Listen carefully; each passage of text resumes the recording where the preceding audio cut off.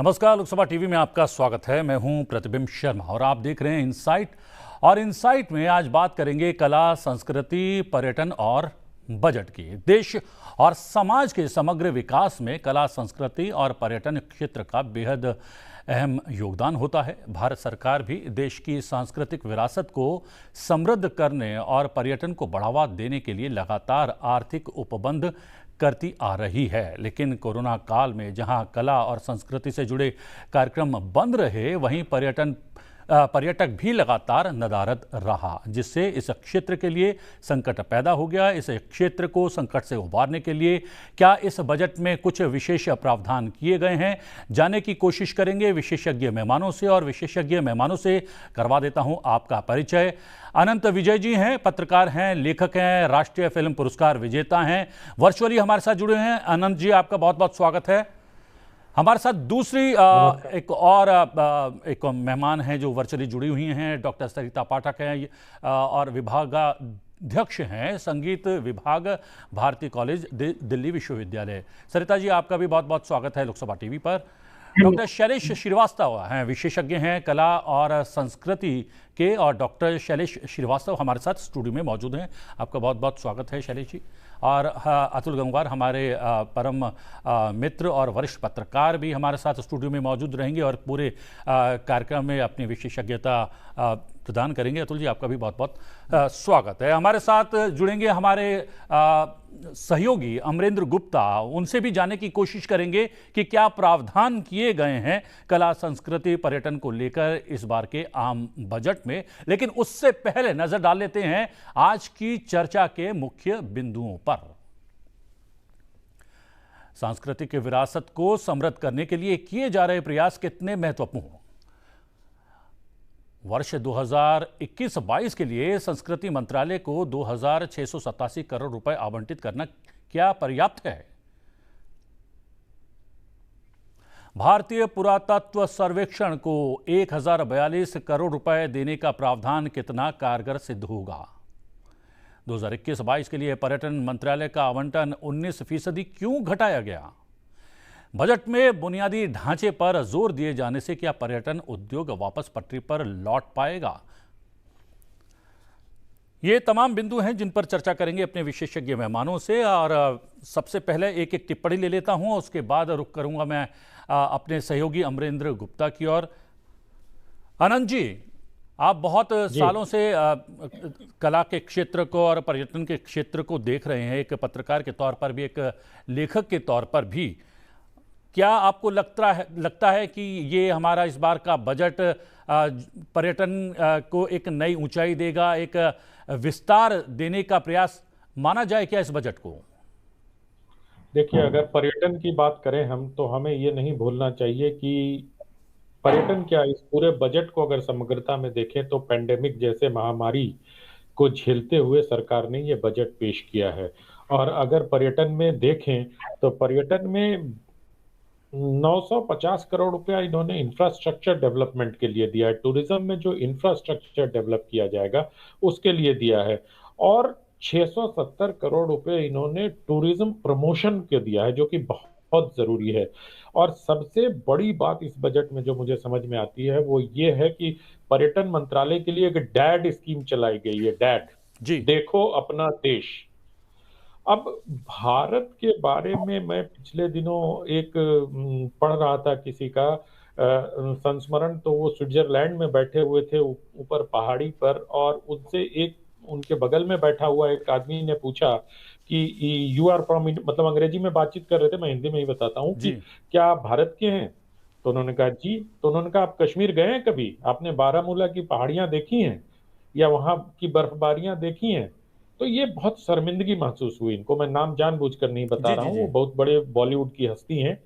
तो उनको बहुत शर्मिंदगी महसूस हुई। और ऐसा हमारे मुल्क में हजारों की तादाद होगी, बल्कि लाखों में, जिन्होंने अपने ही देश को नहीं देखा है। तो इस सरकार का ये जो प्रोजेक्ट है ना, देश, जी। और इसके बारे में भारत की जनता को बताना की कोशिश दिखाई देती है।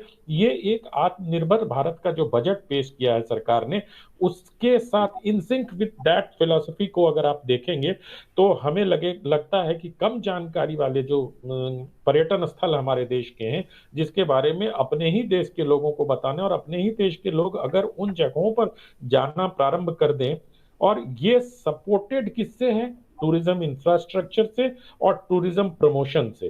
तो टूरिज्म प्रमोशन का जो 670 करोड़ रुपया इन्होंने बजट में आवंटित किया है, उसका एक हिस्सा सोशल मीडिया पर भी खर्च किया जा रहा है।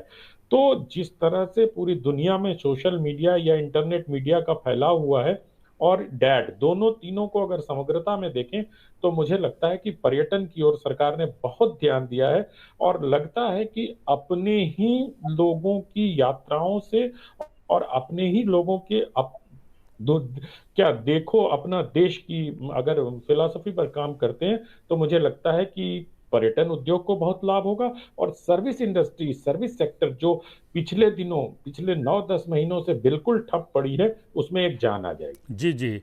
शैलेश जी, क्या ये कला, संस्कृति और पर्यटन आपको लगता है कि अगर समग्रता में देखें तो एक दूसरे से जुड़े हुए हैं, एक दूसरे के पूरक हैं? पर्यटन ऐसा मुद्दा है जिस पर पूरी दुनिया की इकोनॉमी एक अलग तरीके से रिएक्ट करती है। संस्कृति और पर्यटन का रिश्ता इस संदर्भ से हम जान सकते हैं कि भारत दुनिया के विरले देशों में से है जहां सांस्कृतिक जगहें और सांस्कृतिक पुरातत्व वाली सारी स्थितियां बहुत भारी मात्रा में हैं। तो पर्यटन के लिहाज से जब कभी भी हम संस्कृति की बात करते हैं और संस्कृति के लिहाज से जब पर्यटन की बात करते हैं, दोनों एक दूसरे के पूरक होते हैं। क्योंकि कोई भी व्यक्ति सिर्फ और सिर्फ बर्फ़ देखने के लिए एक जगह नहीं जाता, वह वहाँ के उस माहौल को, उस कल्चर को, उस ज़मीन को अनुभव करने के लिए जाता है। तो प्राकृतिक टूरिज़्म होगा अपने संदर्भों में, लेकिन भारत के संदर्भ में सांस्कृतिक तौर पर यह टूरिज़्म बहुत मायने रखता है। जी। भारत में दूसरा एक खास क्षेत्र है टूरिज़्म के लिए जो बहुत तेज़ी से विकसित हो रहा है, और सरकार ने इस पर पीछे कई बार ध्यान दिया है। हेल्थ टूरिज़्म के लिहाज से भारत दुनिया के बेहतरीन देशों में से एक है जी। और इस पर मंत्रालय में कई स्तर पर वार्ताएं हुई हैं कि किस तरह से दुनिया भर से तमाम तरह के रोगियों को भारत में जो इलाज करने के लिए असंगठित तरीके से आते रहे हैं, उनको एक रूट से, एक सिस्टम से लाया जाए। तो और 2-3 चीज़ें और इस तरह की हैं कि जी, उस पर बात करेंगे। हमारे साथ जुड़ी हुई हैं डॉक्टर सरिता पाठक यजुर्वेदी जी भी। डॉक्टर सरिता पाठक, अगर आपने ध्यान दिया होगा इस पूरे बजट पर, और यहाँ पर हमने शुरुआत की है पर्यटन के क्षेत्र के विकास को लेकर, जो कुछ किया जा रहा है इस सरकार के द्वारा और जो प्रावधान रखे गए हैं, अगर किसी क्षेत्र का विकास वो आपके एजेंडे में सबसे आगे है, सबसे प्रमुख है, तो 19% लगभग इस बार जो पर्यटन का है, पर्यटन मंत्रालय का आवंटन घटा दिया गया है बजट में। क्या बजट घटाने से क्या किसी क्षेत्र का विकास हो सकता है क्या? जहाँ तक बजट की बात होती है, देखिए पर्यटन कहें या संस्कृति कहें, ये दोनों एक दूसरे से जुड़ी हुई हैं, जैसा पहले कहा गया। बजट की जहाँ तक हम बात करते हैं, सवाल ये है कि बजट जो भी हमें दिया जाता है, उसको लेके क्या वाकई उस क्षेत्र में उस तरह का काम हो रहा है, या उन चीज़ों को ध्यान में रखते हुए कि भई पर्यटन भी जो है अफेक्टेड ना, और कला संस्कृति जिससे कि इतना जुड़ाव है, कला संस्कृति तो किसी देश की पहचान होती है। तो कला संस्कृति का विकास वास्तव में हो रहा है, नहीं हो रहा है। जैसे कि मेरे से पहले भी ये बात कही गई कि आपने कश्मीर देखा कि नहीं देखा। तो हम जब कला संस्कृति की बात करें, पर्यटन की बात करें, तो सिर्फ कहने की बात नहीं कि किताबों या कागजों में ही रह जाए। ये वास्तव में ज़मीनी हकीकत देखनी पड़ेगी कि वास्तव में वहाँ का विकास हो रहा है कि नहीं हो रहा है।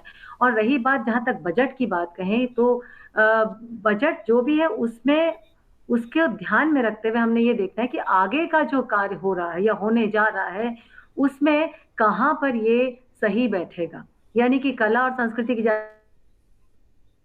विकास की बात करते हैं, और संस्कृति किससे आती है? संस्कारों से आती है।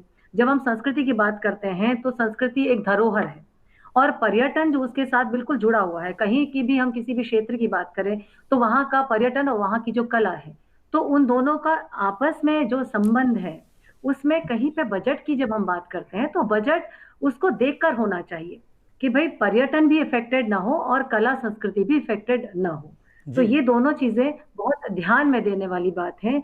बजट कम है लेकिन उसमें क्या काम होता आया है, या क्या काम हो रहा है, या क्या काम होगा, ये 3 चीजें जो है इसको ध्यान में रखते हुए जो है हमें उसको लेना चाहिए। जी ये कोशिश की जा रही है अतुल जी, हर सेक्टर को रिवाइव हो सके, पटरी पर आ सके और अर्थव्यवस्था को भी बल मिल सके, ये प्रयास किया गया है इस बजट में।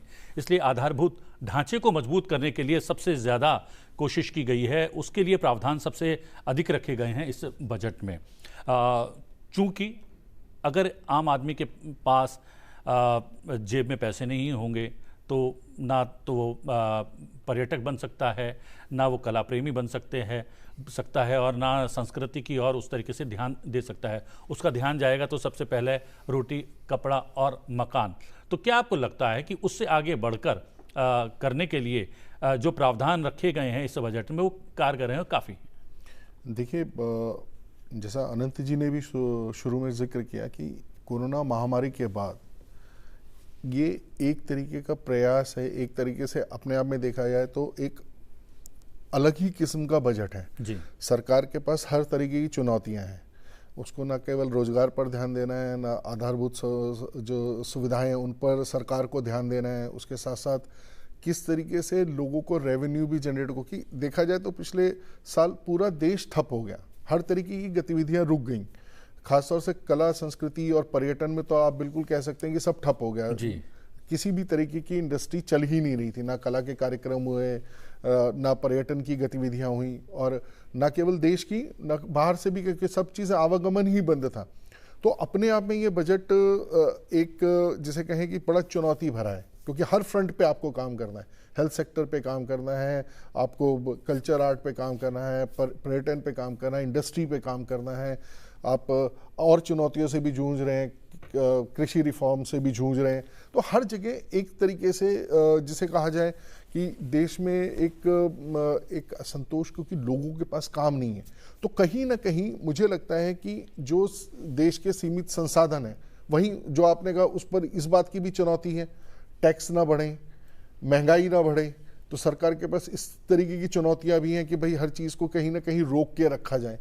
तो मुझे लगता है कि उस दृष्टि से एक प्रयास है सरकार का। और अब अगर गाड़ी को दोबारा चलाना है, क्योंकि अब बात ये नहीं है चलती हुई गाड़ी नहीं है, अब बहुत सारी चीज़ें आप भी देख रहे होंगे, आप भी जान रहे होंगे कि जो पर्यटन स्थल लंबे समय से बंद रहे हैं, अगर आपको उनको दोबारा रिवाइव करना है तो फिर आपको उसमें थोड़ी साज सज्जा करनी पड़ेगी, बाकी सारी चीज़ों का ध्यान रखना पड़ेगा।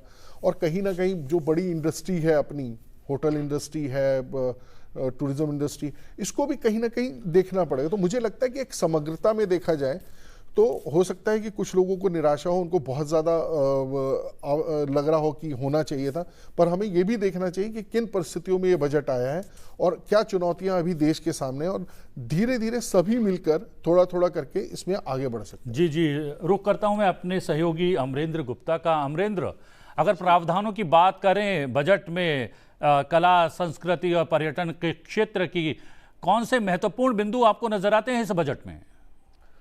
पृथ्वी देश के विकास में कला संस्कृति और पर्यटन का खास योगदान रहता है। और पिछले अगर देखें 6 सालों में मोदी सरकार के कार्यकाल के दौरान न सिर्फ देश की कला समृद्धि को समृद्ध करने के लिए बल्कि पर्यटन उद्योग को बढ़ावा देने के लिए लगातार प्रावधान किए गए हैं। और इस वित्तीय वर्ष में 2021-22 के वित्तीय वर्ष में जो कला संस्कृति के लिए जो बजट का प्रावधान है वो है 2668 करोड़, यानी कि जो पिछला जो वित्तीय वर्ष है उसमें जो बजट का प्रावधान था 2011 करोड़ का बजट का प्रावधान था, और तकरीबन 21% इस बार जो बजट में ज़्यादा प्रावधान किया गया है।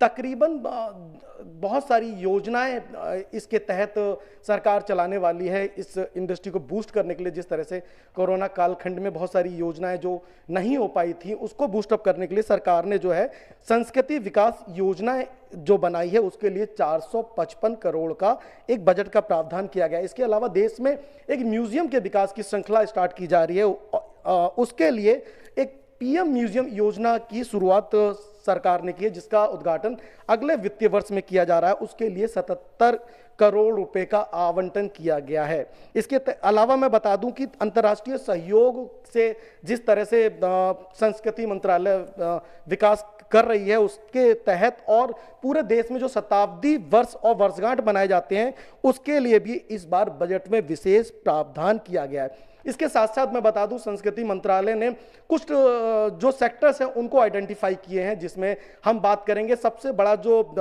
मंत्रालय का जो फोकस है वो नॉर्थ ईस्ट सेक्टर को लेके है। तो नॉर्थ ईस्ट सेक्टर के लिए 45 करोड़ का बजटीय प्रावधान रखा गया है। इसके अलावा ट्राइबल बेल्ट्स में किस तरह से विकास कार्य को आगे बढ़ाया जाए, इसके लिए बजट में 37 करोड़ का एक प्रावधान रखा गया है। इसके साथ साथ अनुसूचित जाति योजना के लिए 19 करोड़ का बजटीय प्रावधान रखा गया है, जो इस वित्तीय वर्ष में जिसको देखा जाएगा। जिसकी मैंने बात की, एक बहुत अहम योजना भारत सरकार की है कि पीएम म्यूजियम बनाया जा रहा है देश में, जिसके तहत अगले वित्तीय वर्ष में बड़ा कार्य होने वाला है और 77 करोड़ रुपए का जो प्रावधान है वो खासा अहम माना जा सकता है। इसके बाद जैसे मैंने आपको बताया कि देश में जो पूरे देश भर में जो वर्षगांठ बनती है, और अभी हमने देखा कि पिछले दिनों नेताजी सुभाष चंद्र बोस की 125वीं जयंती देश में मनाई गई, बल्कि कोलकाता में एक बड़ा आयोजन हुआ। इसके साथ साथ पूरे देश में जगह जगह उस जयंती पर आयोजन हुआ, और ये जयंती वर्ष पूरे साल रहने वाला है। तो इसके लिए भी इस बार मंत्रालय ने बजट में एक मोटा जो कहते हैं बड़ा जो एक बजट है उसका प्रावधान किया गया है। इसके तहत इस साल जो है हर साल की बजाय 38% से ज्यादा बजट का प्रावधान किया गया, यानी कि 144 करोड़ रुपए का प्रावधान शताब्दी वर्ष को मनाने के लिए देश में रखा गया है। इसके अलावा मैं आपको बताऊं, प्रतिबिंब कई सारी और योजनाएं जिसके लिए इस बजट में अच्छा खासा प्रावधान किया गया है, जिसमें जो एकेडमिक जो योजनाएं हैं, इसके अलावा म्यूजियम, पुस्तकालय और देश भर में सांस्कृतिक जो गतिविधियां हैं उसके लिए 883 करोड़ का एक बजटीय प्रावधान रखा गया है। पिछले वर्ष में मैं अगर बात करूं प्रतिबिंब, तो तकरीबन 950 करोड़ का इस बार का जो बजट है कई सारी योजनाओं के लिए, पर्यटन से जुड़ी योजनाएं, इसके साथ साथ जो ढांचागत बुनियादी जो योजनाएं हैं उसके लिए भी 950 करोड़ का एक बजटीय आवंटन किया गया। तो कुल मिला के जिस तरह से मोदी सरकार का फोकस था पर्यटन मंत्रालय को, संस्कृति मंत्रालय को लेके, वो खासा अहम माना जा सकता है इस बार के बजट प्रावधान को। जी बहुत धन्यवाद, आपने बहुत विस्तार से जानकारी दी कि क्या कुछ प्रावधान रखे गए इस बजट में कला, संस्कृति और पर्यटन को ध्यान में रखते हुए। क्या माना जाए कि सबसे ज़्यादा प्रभावित अगर क्षेत्र है तो कला, संस्कृति और पर्यटन का क्षेत्र है। शैलेश जी, क्या यही बैकबोन भी बन सकता है हमारी अर्थव्यवस्था का, अगर इस पर ध्यान दिया जाए और जिस तरीके से प्रावधान इस बजट में रखे गए हैं और लगातार सरकार पर्यटन और कला संस्कृति को बढ़ावा देने का प्रयास अलग अलग योजनाओं परियोजनाओं के तहत जो कर रही है, तो क्या माना जाए कि बहुत जल्द अगर रिवाइव करना है अपनी इकोनॉमी को तो इसके लिए इस क्षेत्र पर ज़्यादा ध्यान देना बेहद आवश्यक था भी? सरकार पेंडेमिक के असर से उबरने के लिए कला और संस्कृति का बेहतर उपयोग कर सकती है, और इस उपयोग की झलक हमें पुरातत्व सर्वेक्षण विभाग के 1042 करोड़ के बजट से पता चलता है। हमारे देश में दूर दूर तक फैले हुए तमाम पुरातात्विक जगहें हैं जिनके संरक्षण पर खर्च काफ़ी आता है, लेकिन वो जगहें दुनिया भर की नज़रों में हैं और दुनिया भर के यात्री उन जगहों तक जाना चाहते हैं। हम दक्षिण भारत के मंदिरों की बात करें तो उन मंदिरों में, हम केवल कर्नाटक की ही बात करें तो देश भर के सारे टूरिज्म का ज़्यादातर हिस्सा कर्नाटक होके जाता है। तो पुरातत्व सर्वेक्षण विभाग पर जो जिम्मेदारी दी गई है और जो बजट दिया गया है, ये देश के तमाम जगहों पर ऐसी जगहें चिन्हित करने के लिए कि कहाँ और पर्यटन बढ़ाया जा सकता है। तो कला और संस्कृति के लिहाज से पुरातात्विक स्थल हमारे लिए बहुत ज़रूरी तौर पर ध्यान में रखे गए हैं। दूसरा ये कि देश अपनी आज़ादी की 75वीं वर्षगांठ मना रहा है, और देश भर में कला और संस्कृति से जुड़े हुए लोग जो पिछले 1 साल से ठप पड़े थे, कोई काम नहीं कर रहे थे, कोई भी कलाकार कुछ करने की स्थिति में था ही नहीं, ऊपर से सरकार की तरफ से योजनाओं का लाभ भी उन तक बहुत कारणों से नहीं पहुंच पाया। तो इस पर ध्यान रखा गया है कि अब आने वाली सारी योजनाओं को पूरी तरह से कार्यान्वित किया जा सके और लोगों तक, कलाकारों तक उनका हिस्सा पहुँचे।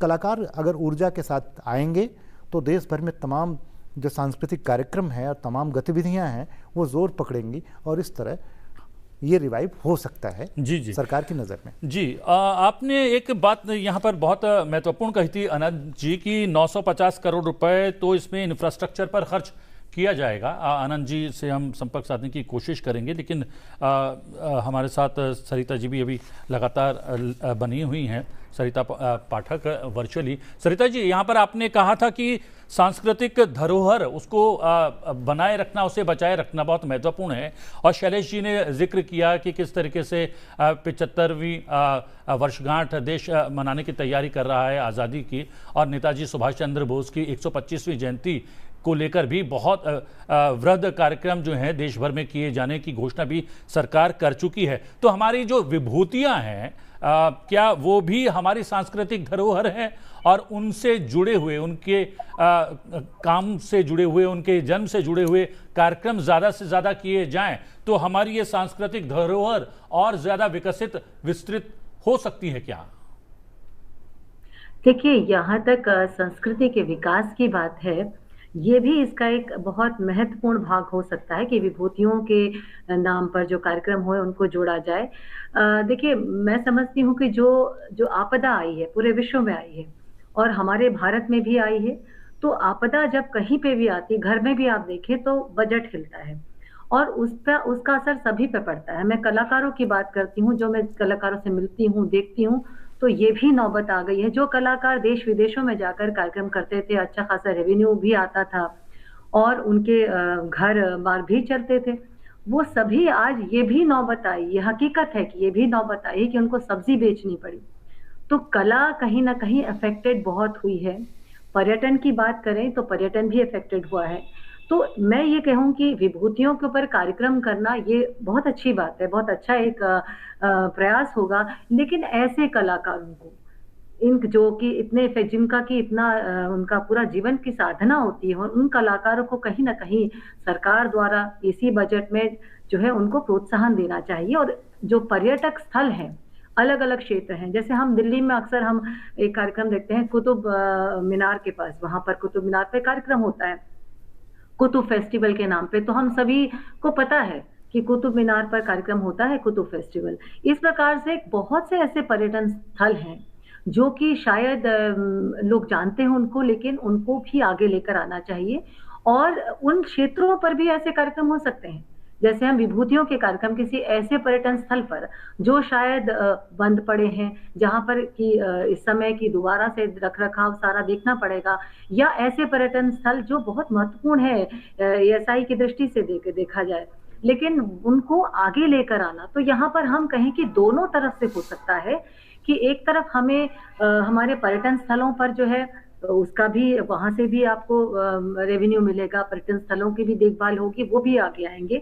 दूसरा पॉइंट होगी, कलाकारों को भी बहुत बड़ा संबल मिलेगा। जो इस समय कहा जाए कि किसी की आर्थिक स्थिति इतनी खराब है, जो हकीकत है कि आर्थिक स्थिति इतनी खराब है कि कहीं वो छोटी छोटी दुकानें लगा रहे हैं, जो कि कला की साधना करना यानी पूरे जीवन की एक तपस्या है। उस व्यक्ति को जब ऐसी जगह देखा है तो बहुत पीड़ा होती है, तो उनको भी एक तरह से पूरा संबल मिलेगा। और रही बात विभूतियों के साथ उनको जोड़ा जाएगा तो एक नेशनल और इंटरनेशनल फोरम में भी वो चीज आगे आएगी। तो ये एक बहुत अच्छा विचार है, इसके साथ इन बातों को जोड़ा जाए तो आर्थिक रूप से भी उसमें कुछ ना कुछ उसमें लाभ होगा, और हम कलाकारों की भी सहायता कर पाएंगे। पर्यटन स्थल के लिए भी वो आगे के लिए, विकास के लिए बहुत अच्छा एक कदम रहेगा। जी अनंत जी, आप कुछ क्षण के लिए चले गए थे तो मैं कुछ पूछने वाला था, लेकिन जो डॉक्टर सरिता पाठक ने कहा है, रोजगार की बात कही है कलाकारों की, और हम लोग जब पैंडेमिक में रोजगार पर असर की बात करते हैं, श्रमिकों की बात करते हैं, किसानों की बात करते हैं, नौकरी पेशा लोगों की बात करते हैं, कलाकारों को शायद हम लोग नहीं जो है शायद समाहित करते हैं। और हमारे साथ जो कला की दुनिया से जुड़े हुए एक विशेषज्ञ मेहमान और पत्रकार अतुल गंगवार भी हैं। जब हम बात करते हैं कलाकारों की, तो कलाकारों को शायद इस कैटेगरी में समाहित नहीं करते हैं कि उनकी भी जो है रोजी रोटी इफेक्ट हुई है, प्रभावित हुई है, और उनको भी किसी तरीके की छूट देनी चाहिए या फिर कुछ ऐसे प्रावधान करने चाहिए कि सीधे तौर पर उनकी जेब में कुछ राशि पहुंच जाए, कुछ धन पहुंच जाए। देखिए, मुझे लगता है कि सरकार के पास शायद ऐसी तमाम योजनाएं तो हैं कि जिसमें उनको उनके प्रोडक्शंस के लिए और बाकी सारी चीज़ों के लिए कुछ ना कुछ सुविधाएं, अनुदान मिलता है। लेकिन मेरा कहना ये है कि जो हमारा पिछला वर्ष है वो न भूतो न भविष्यति वाला है। जिस तरीके की परिस्थितियां बनी उसमें विश्व भर में, जैसे मेरे से पहले भी कहा गया, कि अंतर्राष्ट्रीय स्तर पे कोई गतिविधि हो ही नहीं रही है। और जब सरकार ने भी काम करना शुरू किया तो देखने में आया कि उनको मजदूरों की और बाकी लोगों की चिंता थी, लेकिन बहुत सारे ऐसे तबके थे जो शायद इस श्रेणी से ऊपर थे, लेकिन उनके लिए भी साल भर में क्या वैसी ही परिस्थितियां बनी या नहीं बनी, ऐसा किसी ने शायद ध्यान नहीं किया। उसके भी कारण हो सकते हैं, क्योंकि एक बहुत बड़ा वर्ग है जो मजदूरों और इस तरीके की श्रेणी में आता है, और शायद कलाकारों में उस तरीके से डिसेंट्रलाइज करके चीज़ें नहीं हैं। तो कहीं ना कहीं जो लोग उनके बीच में काम कर रहे थे, या तो वो परिस्थितियों को सरकार तक पहुंचाने में नाकाम रहे, जिसकी वजह से ये दिक्कतें आई हैं। लेकिन मेरा फिर कहना यह है कि अब जब स्थितियां सुधर रही हैं, और अभी भी पूरी तरह नहीं सुधरी हैं, अभी भी जो गतिविधियां शुरू हो रही हैं वो जिसे कहते हैं एक तरीके से देखा जाए जोखिम है, जुआ है, क्योंकि कोरोना का डर अभी मिटा नहीं है। तो मुझे लगता है कि अब सरकार ने जो प्रावधान किए हैं, अभी तक दुर्भाग्य ये है, मेरे को ये कहने में कोई दिक्कत नहीं कि आप प्रावधान करते हैं, लेकिन क्या वो बजट जो उनके लिए सैंक्शन होता है वक्त ज़रूरत पे उनको मिलता है कि नहीं मिलता है। अब लोगों के लिए 2-2 साल तक उनके जो फेलोशिप है या उस तरीके का पैसा अगर उनको नहीं मिला तो 2 साल बहुत बड़ा वक्त होता है, और उनके पास कोई दूसरा साधन नहीं है। ठीक बात भाई, कलाकार या तो मंच पर जाएगा, या जो हम बात करें कि कला, संस्कृति और पर्यटन, ये तीनों चीज़ें जुड़ी हुई हैं। और भारत क्योंकि विविधता से जुड़ा हुआ देश है, यहाँ पर इतनी संभावनाएं हैं कि अगर आप अपने देश को, जैसे आनंद जी भी बता रहे थे, देखो अपना देश, अब ये इस तरीके की योजनाएं, अब अगर मैं और आप बैठे हों तो हमने दिल्ली में इतना बड़ा जीवन बिताया, हमें दिल्ली ही नहीं पूरी पता होगी। अगर यहाँ पर अगर हम निकले, अपने परिवार को ये नियम बनाए कि महीने में एक बार किसी नई जगह दिल्ली की लेकर जाएंगे, तो भी चीज़ें सकारात्मक दिशा में बढ़ेंगी। क्योंकि तो उसकी वजह क्या है? उसकी वजह क्या है कि क्या हम लोग अपने जो स्थान हैं, ऐतिहासिक स्थान हैं, या फिर जो है पर्यावरण या फिर प्राकृतिक सौंदर्य से भरपूर हमारे क्षेत्र हैं, उन क्षेत्रों को लोगों तक पहुंचा नहीं पाए? जैसा कि अभी आनंद जी ने कहा कि 670 करोड़ रुपए तो प्रमोशन का इसीलिए रखा गया है कि बहुत सारे क्षेत्र हैं जो अछूते हैं, अनदेखे हैं, उन क्षेत्रों के बारे में लोगों तक जानकारी पहुंचे। कितने नैनाभिराम वहाँ के दृश्य हैं, कितने मनोहर वहाँ के दृश्य हैं, ये बताने के प्रयास के लिए ही शायद ये 670 करोड़ रुपए का प्रावधान प्रमोशन के लिए, पर्यटन क्षेत्र के लिए रखा गया है। उस प्रावधान पर बात करेंगे, और तमाम और बिंदु हैं, जैसा कि शैलेश जी ने यहाँ पर कहा भी है कि यहाँ पर स्वास्थ्य से जुड़ा हुआ पर्यटन भी जो है बहुत कारगर सिद्ध हो सकता है, और एक स्वस्थ समाज ही कला और संस्कृति की तरफ ध्यान दे सकता है। एक स्वस्थ समाज ही पर्यटक बन सकता है। उस नाते क्या कुछ प्रावधान इस बजट में किए गए हैं वो भी जानने की कोशिश करेंगे। एक छोटा सा ब्रेक लेते हैं, ब्रेक के बाद बहुत जल्द वापस लौटते हैं और अपनी इस चर्चा को विस्तार देने की कोशिश करते हैं।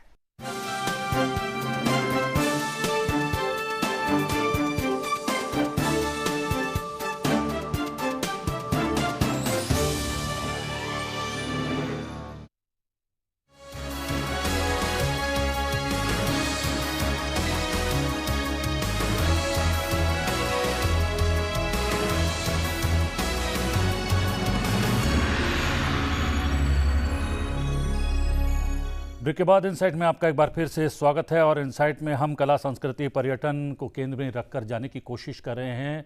बजट के प्रावधानों को, और बजट के प्रावधानों को लेकर यहाँ पर चर्चा में बहुत सारे बिंदु सामने आए हैं, और एक बड़ा बिंदु सामने आया है वो है एक बहुत सारी नई चीज़ों को आयाम देने का प्रयास इस सरकार ने किया है, और उसका प्रावधान इस आम बजट में भी रखने का प्रयास किया गया है।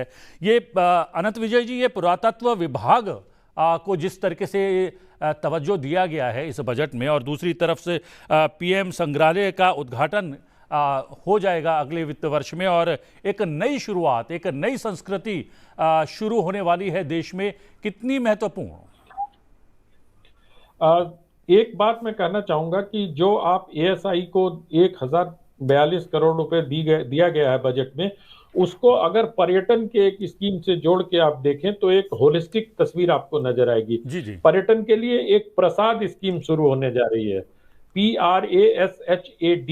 इसमें 36 ऐसे मॉन्यूमेंटल स्थल को, धार्मिक स्थलों को चिन्हित किया गया है, जिसमें कामाख्या देवी मंदिर है, पटना साहब मंदिर है, अमरावती का है, द्वारका गुजरात का है, तमिलनाडु का है, गुंटूर में एक स्थल है। तो इस तरह कुल 36 स्थलों का चयन किया गया है, जहां पर यात्रियों की सुविधा के लिए क्लोक रूम बनाए जाने हैं, जहां उनके पार्किंग की व्यवस्था की जानी है, जहां वेटिंग रूम बनाए जाने हैं। और देखिए आपकी कितनी छोटी छोटी चीजों पर ध्यान रखा गया है कि जो पर्यटक सड़क मार्ग से जाएंगे उनके लिए साइनेज की व्यवस्था के लिए भी इस बजट में प्रावधान किया गया है। और इसको, क्योंकि इनमें से ज्यादातर जगह जो है वो एएसआई के मॉन्यूमेंट के करीब करीब आती हैं, तो इन दोनों को अगर जोड़ के आप देखें तो एक ऐसी तस्वीर बनती है, देखो अपना देश, प्रसाद और एएसआई को दिए जाने वाले। और एएसआई को जो पैसा दिया गया है 1000 करोड़ रुपए, इसमें एएसआई को के सामने बहुत बड़ी चुनौतियां, अब जब सेंट्रल विस्टा बनेगा उसका क्या होगा, उन बजटों को भी ध्यान में रखते हुए मैं एक चीज और कहना चाहता हूं कि हम लोग जो बातें कर रहे हैं, तो हमें, जब मैंने पहले ही कहा था कि revised estimate versus this year allocation देखना चाहिए। हम पिछले साल के बजट और इस साल के बजट में देखेंगे तो तस्वीर साफ नहीं होगी सर। तो रिवाइज्ड एस्टीमेट अगर आप देखेंगे पर्यटन मंत्रालय का और इस साल का बजट एलोकेशन देखेंगे तो 61% की बढ़ोतरी आपको दिखाई देती है। तो कोरोना काल को डिस्काउंट करके इस बजट का आकलन करना मुझे लगता है कि संभव नहीं है। दूसरा, आपने पीएम म्यूजियम की बात की है कि 2022 या 21 में उसके उद्घाटन होने की बात है, जिसके लिए 77 या 78 करोड़ रुपए रखे गए हैं, उसका काम चल रहा है, वो ऑन गोइंग प्रोजेक्ट है। और उसमें जवाहरलाल नेहरू को छोड़कर बाकी जितने प्रधानमंत्री हैं, क्योंकि जवाहरलाल नेहरू का तो ऑलरेडी बना हुआ है वहां, तो उस पर काम किया जा रहा है। और ये बहुत ही महत्वाकांक्षी प्रोजेक्ट है। और आजाद भारत के 75 साल के इतिहास में देश की जनता को यह जानने का हक तो है कि उसके बाकी प्रधानमंत्री कैसे रहते हैं। इसके लिए भी इस योजना को 77-78 करोड़ रुपया दिए गए हैं, ये बहुत बड़ी बात है। और एक बात और मैं सबसे जो महत्वपूर्ण इस बजट में कला संस्कृति के क्षेत्र में देखने को मिला है, पिछले कई सालों से ऐसा होता आ रहा था कि जो अकादमियां हैं उनके बजट कट किए जाते थे। साहित्य अकेडमी, ललित कला अकेडमी, संगीत नाटक अकेडमी या जितनी भी कल्चर मिनिस्ट्री के अंदर की संस्थाएं कला संस्कृति के, उनके बजट कम होते थे। इस बार पहली बार देखने को आया है कि पिछले साल 709 करोड़ था, जिसको बढ़ाकर 883 करोड़ कर दिया गया। करीब करीब 165-70 करोड़ रुपए का बजट इन अकादमीज को दिया गया है। तो इन अकादमियों के बढ़े हुए बजट को अगर आप नई शिक्षा नीति से जोड़ के देखते हैं, राष्ट्रीय शिक्षा नीति से, तो वहां जिन अकादमियों की स्थापना और उसको मजबूत करने का प्रावधान सरकार ने रखा है, तो एक होलिस्टिकल बजट है। ये एक होलिस्टिक बजट है, समग्र बजट, जिसमें एक विभाग दूसरे विभाग से जुड़ा हुआ है, इसको माना जाना चाहिए। क्योंकि अगर हम अलग अलग मंत्रालयों के अलग अलग स्कीम को देखेंगे तो वो समग्र तस्वीर हमारे सामने नहीं आती है। तो इसीलिए मैं कहता हूं कि जब अकादमियों का बजट बढ़ाया गया है तो उसको शिक्षा मंत्रालय के उस स्कीम से जोड़ के राष्ट्रीय शिक्षा नीति में देखा जाना चाहिए, जहां पर अकादमियों के माध्यम से भाषा और भाषा संस्कृति का एक बहुत ही महत्वपूर्ण अंग है। भाषा से अगर उसको जोड़ के देखेंगे तो आपको, वर्मा जी, एक बहुत बड़ी तस्वीर नजर आएगी, जिसमें आपको देखकर लगेगा कि हाँ, हम अपने देश को आत्मनिर्भर बनाने की ओर कदम बढ़ा रहे हैं। और ये बजट बहुत ही होलिस्टिकली और दूरदर्शी सोच के साथ बढ़ाया गया है, जिसमें कला संस्कृति को अलग थलग न रख के उनको विभिन्न मंत्रालयों के माध्यम से जोड़ा गया है। अगर एएसआई को पर्यटन से जोड़ दिया गया, इधर अकादमियों को अगर आप नई शिक्षा नीति से देखें तो शिक्षा विभाग से जुड़ते हैं। तो इस तरह के अनेक रेशे हैं जिनको बनाकर एक वस्त्र बनता है, और वो वस्त्र मुझे लगता है कि इस बजट में बहुत खूबसूरती के साथ इस सरकार ने पेश किया। जी, डॉक्टर सरिता पाठक, जो आपने सवाल उठाया था कलाकारों के संदर्भ में, तो आपको लगता है कि अकादमी का बजट जो कि पहले कम किया जाता रहा है, लेकिन अब की बार कम करने की जगह बढ़ा दिया गया है, तो कहीं ना कहीं सरकार के और वित्त मंत्री के जहन में कलाकारों की स्थिति को सुधारने की बात भी लगातार बनी हुई थी। ये इसको संभव माना जा सकता है। और जैसे कि ये अलग अलग जो अकादमी जो अलग अलग क्षेत्रों में है, उनके बजट का कहीं ना कहीं असर वहाँ के क्षेत्रीय कलाकारों को उसका लाभ होगा, ऐसा मैं उम्मीद रखती हूँ। क्योंकि जी। क्षेत्रीय कलाकार जैसे 36 स्थल बताए हैं, धार्मिक स्थल, जहाँ पर कि इस तरह का प्लान हो रहा है कि इस तरह का वहाँ पर बढ़ावा दिया जाएगा, उनको विकसित किया जाएगा। तो वहाँ के जो क्षेत्रीय कलाकार हैं, उन कलाकारों को उन स्थानों पर उनकी जो अकेडमियाँ हैं, वहाँ का जो बजट बढ़ाया है, तो स्वाभाविक है कि उनको ध्यान में रखते हुए कहीं न कहीं ये भी विचार रहा होगा। और इस विचार से मुझे लगता है कि उनको बहुत एक तरह से सहारा जो है उनको मिलेगा, क्षेत्रीय कलाकारों का। और देखिए नई जो शिक्षा नीति जो आ रही है, उसमें भी देखिए क्षेत्रीय जो भाषाएँ हैं, संस्कृति है, उस पर बहुत जोर दिया गया है। तो ये दोनों चीज़ें जो हैं कहीं न कहीं सामंजस्य इनका रहेगा, और इससे इन कलाकारों को जो है काफ़ी इनको मदद मिलेगी। और एक और मैं बात कहूँगी, कलाकार जो क्षेत्रीय कलाकार होते हैं, देखिए कुछ कलाकार तो इंटरनेशनल नेशनल फोरम पर आ जाते हैं, लेकिन कुछ कलाकार जो वास्तव में कलाकार होते हैं और इन क्षेत्रों में शायद वो क्षेत्रीय लोग ही उनको जानते हैं, उनको भी एक आगे आने का मौका मिलेगा इस बजट से। और आर्थिक स्वाभाविक है, आर्थिक सपोर्ट किसी को भी मिले तो वो जैसे पुराने ज़माने में हम कहते बादशाह हुआ करते थे, राजा-महाराजा जो है संरक्षण दिया करते थे। उस संरक्षण से कलाकार को सोचना नहीं पड़ता था कि उसकी रोज़ी-रोटी कैसे चलेगी। तो वो अपनी जो कला है उसको आगे बढ़ाने, विकास करने में उसका, उसी में उसका जुट जाता था, उसी साधना में। तो यहाँ पर मुझे लगता है ये एक प्रावधान जो है, ये बहुत कारगर साबित होगा उन क्षेत्रीय कलाकारों के लिए। जी, और जी। स्वाभाविक है कि कला और संस्कृति, पर्यटन तीनों जो है वो आगे बढ़े। डॉक्टर शैलेश, जो आपने शुरुआत में ही बिंदु उठाया था कि यहाँ पर एक से एक ऐसे क्षेत्र हैं जो अभी भी देखे नहीं गए हैं, अब उनको चिन्हित कर लिया गया है। न केवल चिन्हित कर लिया गया है, 36 ऐसे धार्मिक स्थलों को वर्गीकृत करके उस पर ध्यान देने के लिए बजट का आवंटन भी कर दिया गया है। अनंत विजय जी ने जिस पर प्रकाश डाला है, और ये न केवल पर्यटन के लिए बल्कि स्थानीय कलाकारों के लिए भी बड़ा लाभप्रद रहने वाला है। क्या आप भी मानते हैं? हम अगर पीछे कुछ खबरों की तरफ ध्यान दें तो सभी धार्मिक स्थलों को और सभी धाम को जोड़ने के लिए सड़कों की बुनियादी संरचना में पिछले 2 सालों से हम परिवर्तन देख रहे हैं। तो जो ढांचागत सुविधाएं हैं वो बढ़ाने के पीछे सरकार का मंतव्य बहुत साफ रहा है, क्योंकि अगर सुगम होगी यात्रा तो लोग धार्मिक स्थलों तक पहुंचने के लिए अधिक उत्साहित होंगे और लोग जाएंगे। और हम देख भी सकते हैं एक जो पीछे हमारा कोरोना का काल है उसने जो परिस्थिति पैदा की है और जो नकारात्मकता पैदा हुई है, नहीं मूवमेंट लोगों का हुआ है, इस साल दवा सब लोगों को उपलब्ध है। और यानी वैक्सीनेशन भी अपने आप में एक बहुत बड़ा प्रभाव छोड़ने वाली है। तो ये और कला, संस्कृति और पर्यटन के क्षेत्र को कहीं ना कहीं उससे भी बढ़ावा मिलेगा। जी, बजट में जो प्रावधान किए गए हैं तमाम तरीके के, उन प्रावधानों से ये हम देख पाएंगे आने वाले दिनों में कि लोगों का मूवमेंट बढ़ेगा, लोग पर्यटन स्थलों की तरफ तेज़ी से अपनी संख्या बढ़ाएंगे, और जब फुटफॉल बढ़ेगा तो गतिविधि बढ़ने का असर हमें इकोनॉमी में दिखेगा और लोगों की खुशहाली में दिखेगा। जी जी। और कहीं ना कहीं हम ये देख रहे हैं कि कनेक्टिविटी बहुत आवश्यक होती है, जिस पर अनंत विजय जी ने ये भी कहा, और ये भी कहा कि जो इंफ्रास्ट्रक्चर पर जो खर्च किया जा रहा है 950 करोड़ रुपए, वो तो प्रावधान पर्यटन को बढ़ावा देने के लिए है ही। इसके अलावा टोटलिटी में अगर देखें बजट में, तो सबसे ज़्यादा ध्यान अगर दिया गया है, सबसे ज़्यादा आवंटन किया गया है किस राशि का, तो वो इंफ्रास्ट्रक्चर को डेवलप करने को लेकर ही है। आधारभूत ढांचा जब मजबूत होता है तो आपका पर्यटन का भी विकास होगा, कला संस्कृति को भी बढ़ावा मिलेगा। आपको लगता है टोटलिटी में और समग्रता में कहीं ना कहीं सरकार देख रही है और उस समग्रता का लाभ इस क्षेत्र को मिलने वाला है?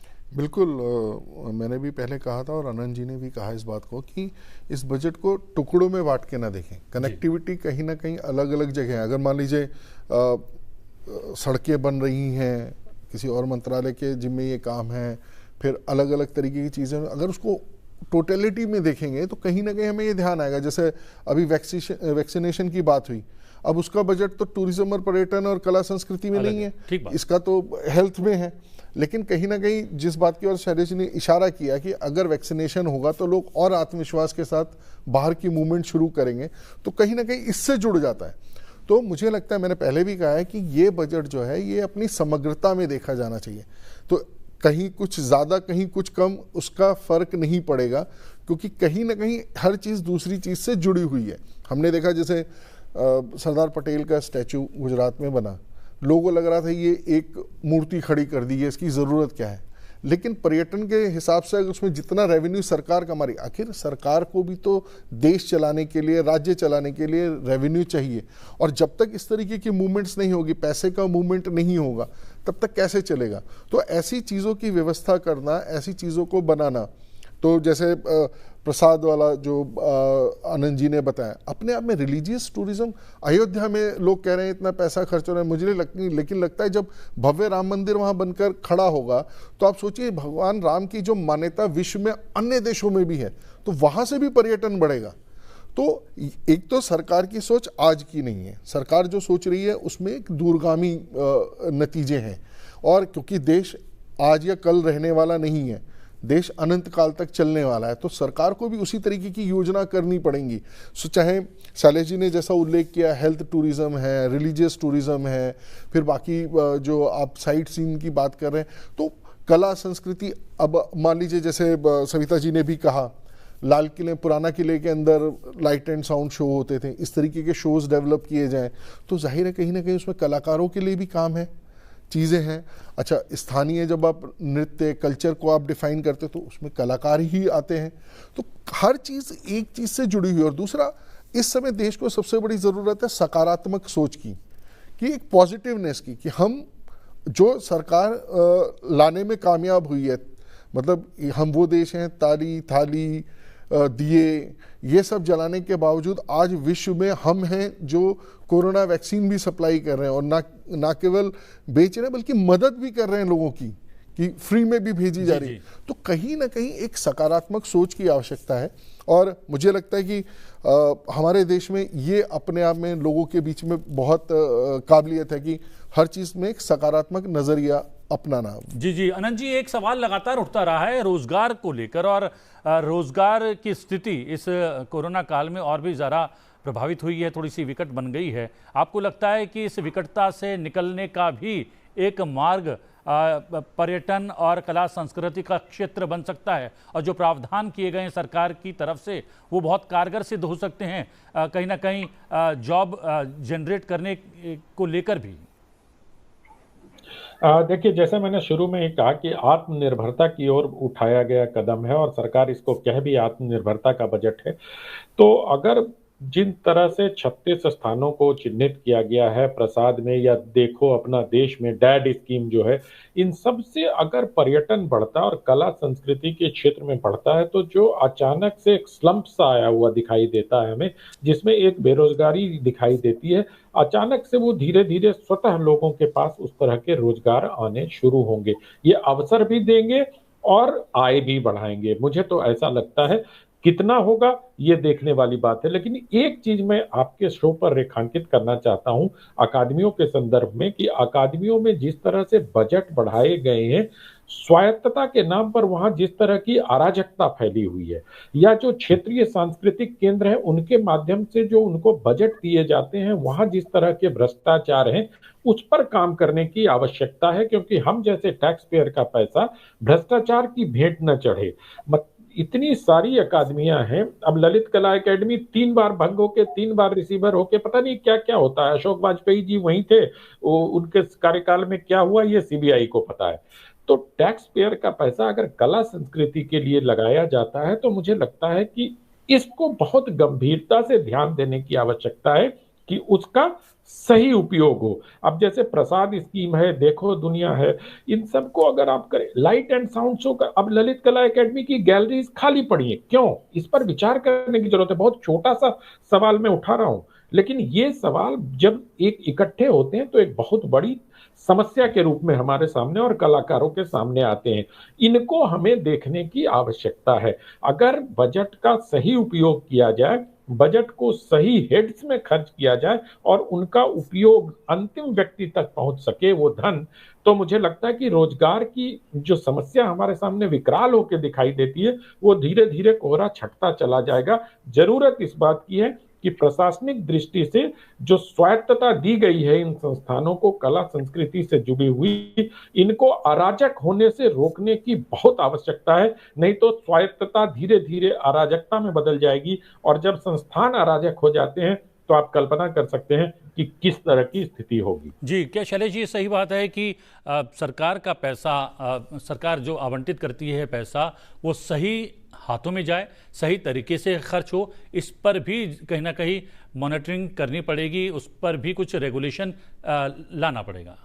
देखिए, संस्कृति मंत्रालय इस बात को लेकर बहुत ही सतर्क है कि उसके द्वारा जो भी पैसे भेजे लेकिन गए ललित हैं, कला अकादमी का तो मामला हमारे आप सबके सामने है, लगातार क्या हो रहा है वहाँ पर?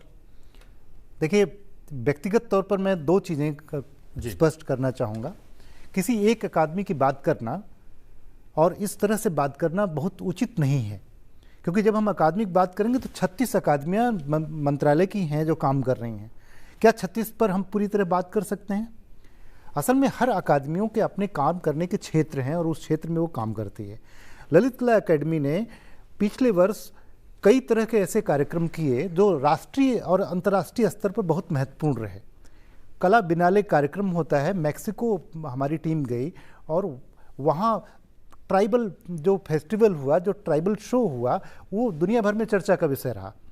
अकादमी साहित्य अकादमी का इस साल का आयोजन हुआ ही नहीं, जनवरी में हुआ करता था, लेकिन ये दुर्भाग्य है कि इस समय किया ही नहीं जा सकता था, ऐसी परिस्थितियाँ थी। ठीक इसी तरह गांधी दर्शन बहुत बड़ा कार्यक्रम चलाता देश भर में, गांधी से जुड़ी हुई सारी चीज़ों को लेकर। बीच में ये भी चर्चा है कि देश भर में, दुनिया भर में गांधी संस्थान जितने हैं, उन संस्थानों में हमारी अकादमियाँ अगर अपने प्रदर्शन लेकर जाएं तो एक बड़ा परिवर्तन हो सकता है। तो अकादमियों में जिस तरह के काम करने की गुंजाइश है, उस तरह के काम करने के लिए लोगों को आगे आना पड़ेगा और हम शिकायत करने के बजाय हम अधिक से अधिक अकादमियों को कैसे काम करने का अवसर दे सकते हैं और कैसे नई किताबें पब्लिश कर सकते हैं, कैसे रिसर्च और डेवलपमेंट का काम कर सकते हैं और किस तरह से हम राष्ट्रीय आयोजनों को विश्व स्तरीय महत्ता दे सकते हैं, ये देखा जा सकता है। तो national gallery of modern art ने कलकत्ता में आयोजन किया, प्रधानमंत्री ने उस आयोजन में शिरकत की और नेताजी सुभाष चंद्र बोस और नेताजी सुभाष चंद्र बोस को लेकर जो कार्यक्रम शुरू हुआ वहीं से आगाज हुआ। तो अकादमियों की भूमिका कार्यक्रम को दिशा देने की है और देश भर में जो संस्थान हैं उन संस्थानों को ऊर्जा देने की ज़रूरत है, उन संस्थानों के कामों को आगे बढ़ाने के लिए योग्य लोगों को आगे आने की ज़रूरत है। जी जी, डॉक्टर सरिता, यहाँ पर जो अकादमियों को लेकर बात चली है, उस बीच एक बात ट्राइबल एरिया और ट्राइबल एरिया के कलाकारों का भी जिक्र यहाँ पर शैलेश जी ने किया है, क्योंकि हम जब कलाकारों की बात करते हैं तो शहर और शहर के आसपास के क्षेत्रों के कलाकारों को ही ढूंढ कर ले आते हैं, लेकिन हमारे दूर दराज के अंचल में भी, ट्राइबल एरियाज़ में भी बहुत सारे ऐसे कलाकार हैं जिनकी कला अभी दुनिया के सामने नहीं आ पाई है। उसको लाने का प्रयास भी क्या हमें लगातार करना चाहिए? अगर हम अपनी समृद्ध संस्कृति की बात करते हैं और अपनी समृद्ध संस्कृति से दो चार कराना चाहते हैं, परिचय कराना चाहते हैं विश्व को, तो क्या इस क्षेत्र में भी हमें लगातार काम करना होगा? ये बहुत ज़रूरी है कि इस क्षेत्र में हम काम करें, क्योंकि देखिए कुछ चीज़ें हम जब क्षेत्रीय किसी भी क्षेत्र की हम किसी कला की बात करते हैं तो हम जो चीज़ बहुत ज़्यादा लाइमलाइट में आ जाती है उस चीज़ की तो हम सभी चर्चा करते हैं, लेकिन कई ऐसी क्षेत्रीय कलाएं हैं, ऐसे कलाकार हैं जो शायद उनको वो लाइमलाइट नहीं मिल पाता।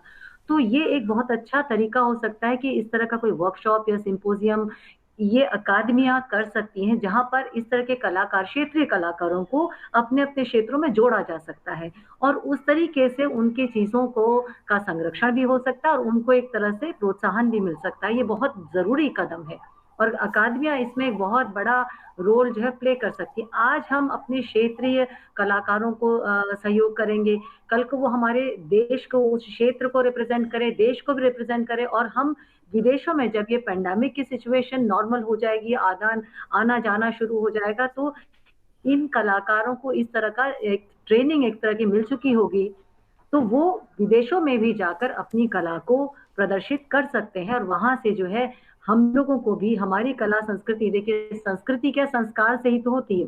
ये संस्कार किसी पैसे से नहीं खरीदा जा सकता, ये संस्कार जो वो धरोहर पीढ़ी दर पीढ़ी आ रहा है, तो उसको न केवल अपने देश तक बल्कि विदेशों तक भी हम जो है उसको फैला सकते हैं, उसका जी, जी। प्रचार प्रसार कर सकते जी, हैं, जी। और आर्थिक रूप से भी वो कहीं ना कहीं एक संबल उन कलाकारों के लिए भी और हमारे देश को भी एक तरह से बहुत लाभप्रद होगा। तो अकादमियों का एक बहुत बड़ा रोल होगा। अतुल गंगवार जी, लास्ट टिप्पणी कि क्या ये जो एक संकल्प है प्रधानमंत्री का आत्मनिर्भर भारत का, उस दिशा में भी क्या ये बजट हमें ले जाता है, और विशेष रूप से पर्यटन और कला और संस्कृति के क्षेत्र में हम क्या आत्मनिर्भरता की और देश को ले जाएंगे? बिल्कुल, बार बार ये बात हुई है यहाँ पर भी, और आज आनंद जी ने भी बड़ा स्पष्ट उसमें कहा है, ये बिल्कुल जो प्रधानमंत्री जी की सोच है। मैंने कहा कि फिर ये सारी जो चीज़ें उनकी हैं एक लंबी स्थायी व्यवस्था की ओर है। आज अगर हम इसको समझकर, इस बजट को समझकर और इसके साथ जो काम शुरू होंगे, कार्य शुरू होंगे, उसमें पार्टिसिपेट करेंगे, तो ये हमें ध्यान में आएगा कि ये आने वाले समय में जो युवाओं को रोजगार की कमी है। लेकिन अब देखने में तो ये है ना कि इस पूरे के पूरे में प्रधानमंत्री जी की सोच और देश की जनता की सोच, जिन लोगों को चाहिए, हमको सब चाहिए, हमको नौकरी भी चाहिए, हमको सुखी जीवन भी चाहिए, हमको घर भी चाहिए, सब कुछ चाहिए। लेकिन जब हम काम करने की बारी आएगी तो फिर हम सड़कों पे धरने करेंगे, रेलें रोकेंगे। जब देश चलेगा नहीं तो ये चीज़ें कहाँ से होंगी? सरकार जो पैसा लेकर आ रही है, जो चीज़ें दे रही है, आप कम से कम उसकी शुरुआत तो करें। सरकार बजट का प्रावधान कर सकती है, ब्लूप्रिंट तैयार कर सकती है, योजना परियोजनाएं ला सकती है, लेकिन सहयोग समाज का भी बेहद आवश्यक है, तभी आत्मनिर्भर भारत की ओर हम लोग बढ़ सकेंगे। आप स्टूडियो में आए डॉक्टर शैलेश श्रीवास्तव और अतुल गंगवार जी, आप दोनों का बहुत बहुत धन्यवाद। और वर्चुअली जुड़ने के लिए अनंत विजय जी आपका, और डॉक्टर सरिता पाठक, आप दोनों का भी बहुत बहुत धन्यवाद। इनसाइट में आज के लिए इतना ही। इनसाइट में आपसे फिर भेंट होगी। फिलहाल मुझे आज्ञा दीजिए, लेकिन देखते रहिए लोकसभा टीवी। नमस्कार।